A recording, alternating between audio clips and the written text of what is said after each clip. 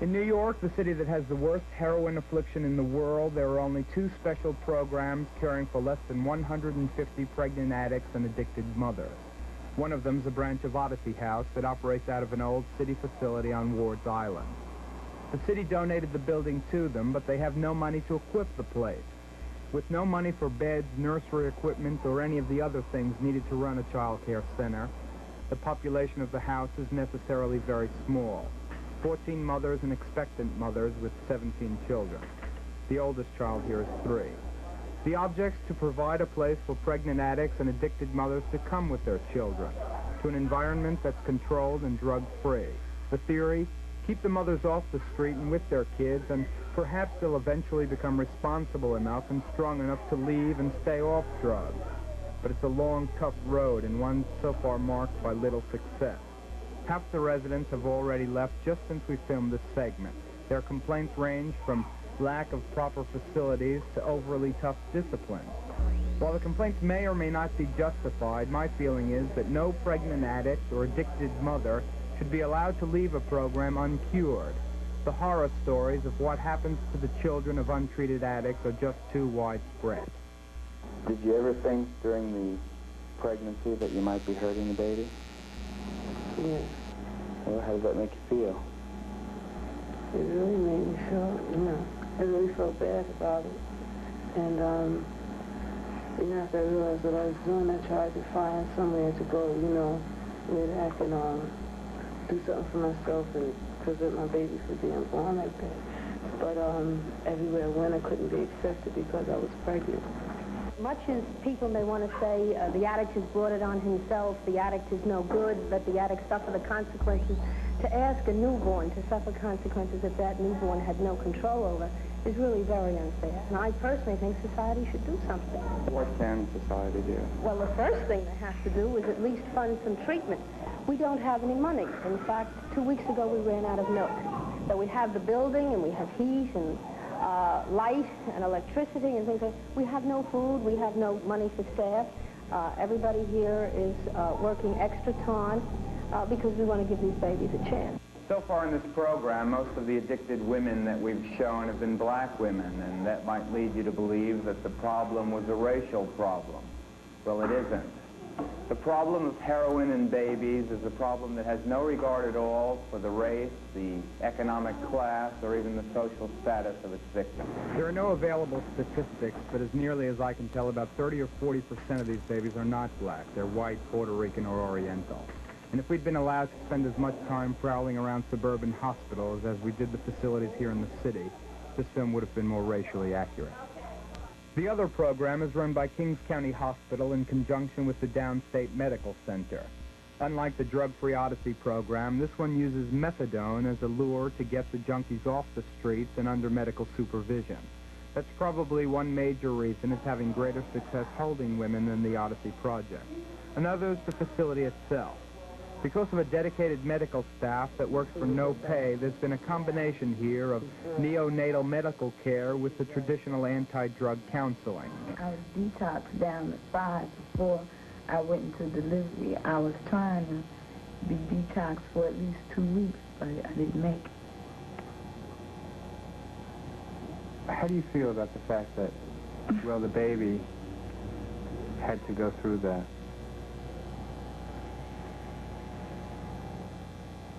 Well, I'm sorry it happened, but it's happened. What's going to happen with him now? With him now?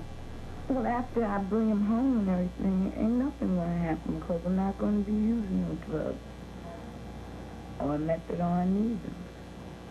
As a general rule, the baby will be born drug-free, only if the mother can be cleaned out 2 or 3 weeks before delivery. But detoxification during pregnancy is not always possible. If the mother's really a heavy drug user and her supply is suddenly cut off, the unborn baby, who's just as addicted as the mother is, can kick itself to death in the womb, going through withdrawals. How much were you using every day? About, let me see, it grew. I was shooting almost a bundle a day. How much money is that? That's 25 bags. That's almost $125 a day. How are you getting that? Well, you just was getting it. That's all. What are you using now?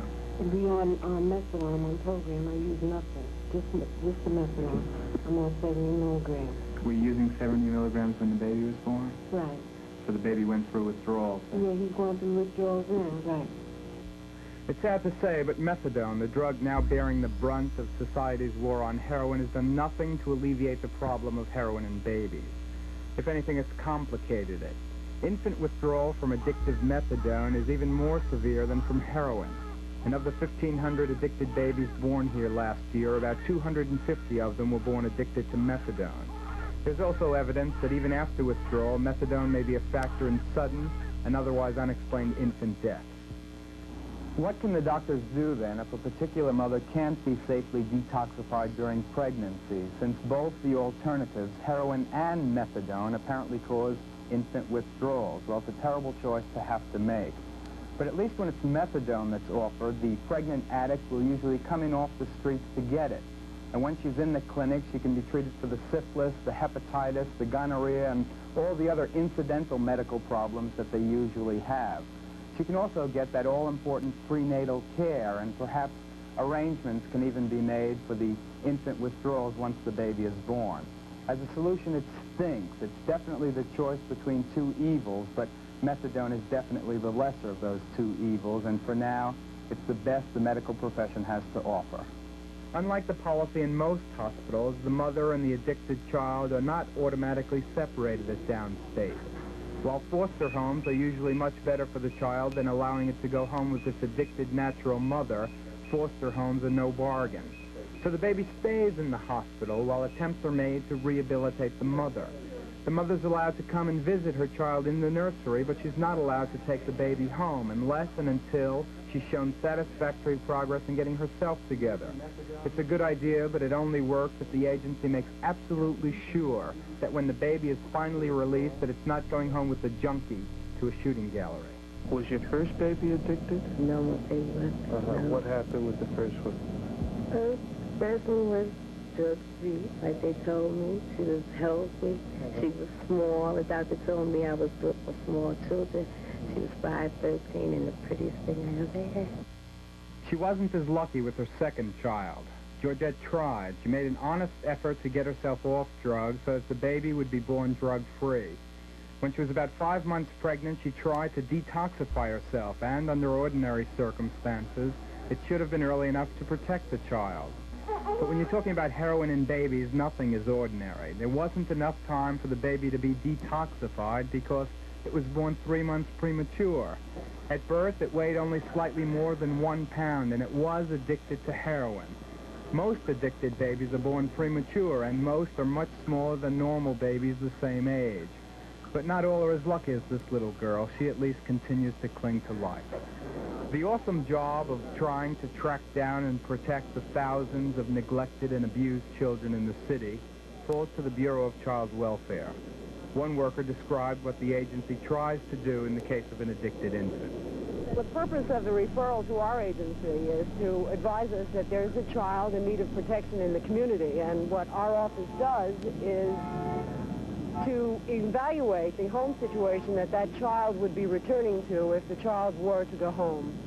In other words, we visit the family and we try to evaluate the ability of the adults or just the mother in that home to take care of that child.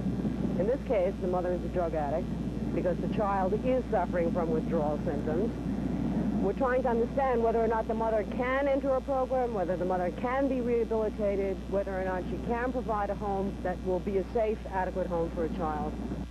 Do you find out about all the children? I would say probably a very, very small percentage.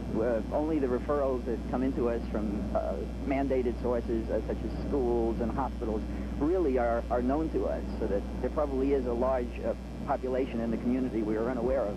What we have here is a major public health problem. Now, it's not a problem of white people or black people. It's a problem of society as a whole. We have a large number of young women who are heroin addicts, and these women are in the childbearing age, and they're having children. And these children have been exposed to heroin in utero. Unfortunately, we really don't know what's going to happen to these children many years from now. We have to develop the means to study the problem. just like we would develop means of studying cancer or tuberculosis or any other problem. And this has to be studied, not only for the good of the addict, but for the good of all of us and for society as a whole. The whole question of caring for and protecting the addicted infant is not only emotionally distressing, it's also terribly complex. We've seen that it's a lot more than just a medical problem. It's also a social problem, the kind that'll take a lot more than just hospitals and medicine to fix up. But after talking with the experts and reading the available medical papers written on the subject of heroin in babies, we have a suggested approach to the problem. First of all, the programs now in existence for the treatment of the pregnant addict, like those at Odyssey House and at Kings County Downstate, must be vastly expanded. Right now, we're caring for only about 150 mothers and their children. With 1,500 kids born addicted just last year, our present ratio is 1 mother and child treated for every 10 born without any medical supervision at all, and that has to change.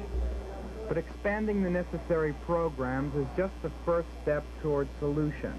The next question is how to get the pregnant addict off the streets and into the program once it's set up. Some will come voluntarily. Unfortunately, most will not. The question then becomes, can a junkie be forced to enroll in a program? The law now is that drug addicts cannot be forced to accept help if they don't want help. They can be arrested for the possession of heroin, but they can't be arrested just for being a heroin addict. But I think an argument can be made that a different situation exists when that addict happens to be a pregnant woman. The law may allow her to screw herself up, but it should not permit her to poison her unborn child. In the late stage of pregnancy, when abortion is no longer legally possible, the fetus must be considered a separate person with some legal rights of its own. And one of those rights should be the right to be born drug-free. In short, treatment should be made absolutely mandatory for all addicts who are more than 24 weeks pregnant. For a pregnant addict to go untreated or to leave treatment during pregnancy would become a violation of law. In addition, all public assistance would become conditional on participation in a recognized drug treatment program. No treatment, no unemployment. No treatment, no welfare. No treatment, no public assistance whatsoever. It all sounds very harsh, doesn't it? Well, it's not nearly as harsh as the agony suffered by an infant going through the pains of withdrawal. How much dope are you using every day? A couple of bags. 2-3 bags? Yes. Did you ever use more than that? Yes, I had the money. Did you use methadone too? Yes. Did you got on the street? Did you got on the street? Yes, yes. Did anyone tell you that maybe the baby might be born addicted because of that? Yes. Do you think you can use dope after this is over? No, I don't get myself together. I can't take the straight no more. I'd rather be dead than sticking it in my arm again. There are probably about 500,000 drug addicts in this country now, and I wonder how many of them start each awful day of their life by saying, I'd rather be dead than ever stick a needle in my arm again. But no matter what we think of heroin addicts generally, we can no longer allow the children to suffer for the crimes of the parents. The 1,500 addicted babies born last year, and all those babies who will be born until we finally bring the heroin epidemic under control, need our help. They've done nothing wrong, and they're reaching out their hands to us.